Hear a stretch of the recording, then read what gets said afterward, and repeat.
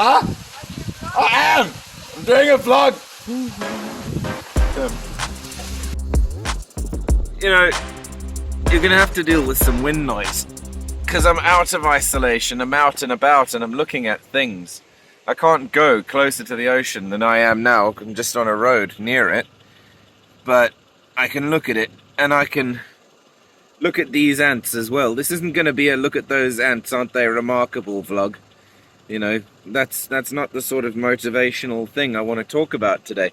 All I want to talk about is stuff, practical stuff that you can do when you're feeling lost, or you're feeling like you're at your wit's end. You know, when you're feeling really horrible, you need a break, and no break is coming. And I did a video about screaming. That's not very practical for many people. So this is going to be some advice that I use myself more and more every time I need to. It's building a really good habit, and I'd love to share it with you and find out what you think. So let's do a YouTube transition Facebook location change, shall we? I don't know why I said Facebook. We're away from the ants, and I want to point out that looking at ants and anything in nature can be amazingly good for the soul, you know? So anything like that's here, I'm still on the road near the ocean, as you can see. I can't go any closer than this, but you can look at the flowers, you can look at the birds in the distance. There's so much out here to look at and to enjoy in all directions. I mean, there's another flock over there on the rocks. Just going out and enjoying the small things, having a look at stuff in your area is going to help you escape this feeling of being trapped as much as you're feeling potentially. If you can't get out of the house, like I haven't been able to lately, you've got to keep something creative going. If you can't physically exercise, I mean, you can run on the spot and do yoga and things like that. If you do that, that's fantastic.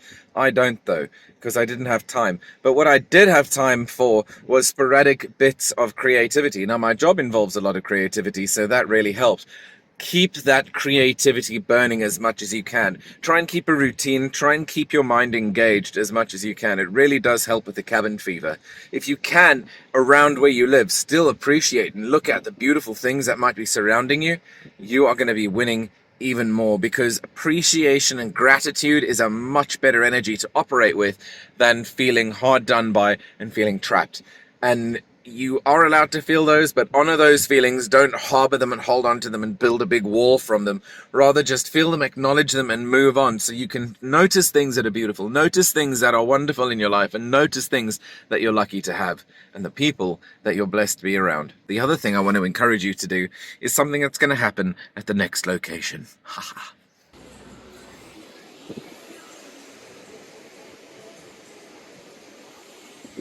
Bluetooth speaker and spandex. That lad knows how to party. No hate to you bicycle athletes. If you want to wear spandex, wear spandex. But I just can't do it, man. I can't bring myself to. It's a quick guy though. Look out! Look, he's gone down there already. You see him in the distance. Probably behind the sign for you. The last thing I want to encourage you to do is make time for family and embrace family time. Even if it's digitally, even if you can't be near them, you really need to embrace your friends, embrace your family, and be around the people who support you and love you and care for you the most. And you know what? If you feel like your friends are pulling away from you because now you're ill and you're no longer fun, or now you're in isolation and you're no longer fun, or now you've lost your job and you can't buy the wine and you're no longer fun, then you know what? That's an amazing blessing, because now you've learned who your real friends are, who your real friends really aren't, and you can build more towards those types of people who fall into that category of being true friends, not just the fair weather types, because really, who needs them, yeah? I really needed to get out of isolation. It's been crazy. It's been a bit too much. It's just been a little bit too limiting, you know, and we do it because we're responsible people who care about the well-being of others. And, you know, we believe in the science and we follow the instructions of the scientists because we don't want this thing to spread. You know, that's the kind of people we are, but it's been hard. I mean, we've done it. We've done everything we should have done. We've followed all the guidelines. We still got ill. And once we got ill, well, I didn't get ill. My Betty got ill. But once she got ill, we followed all the guidelines and we've come through it and we're fine. It was rough. It was rough for her. It's easy for me to say. I mean, she went through it. It was rough.